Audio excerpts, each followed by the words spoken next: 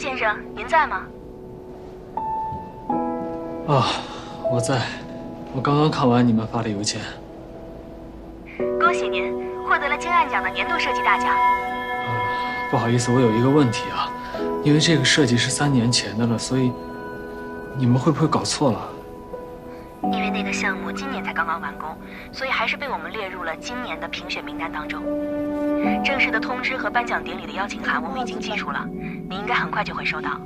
我打这个电话呢，一方面是表示恭喜，另一方面想跟您确定一下，您是否会来参加颁奖典礼呢？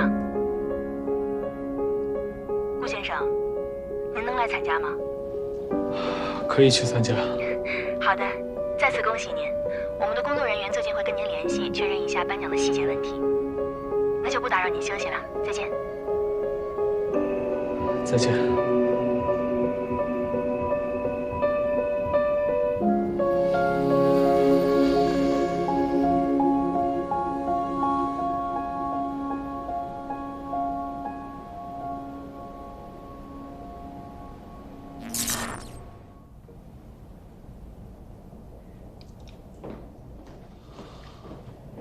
老板，怎么了吗？啊，没事。那时间不早了，我就先回去了。好，你先回去吧，注意安全啊！到家告诉我。好的。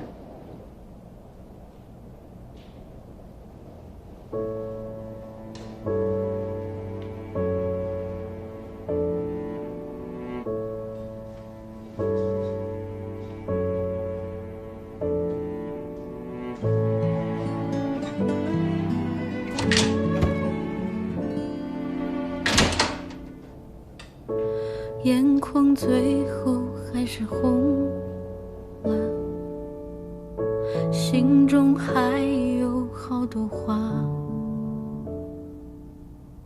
真的要结束了吗？秘密不必说出，让它变成为了尽快完成清单上的事情，我保持着最高效的工作方式，不停地接受一个又一个的项目。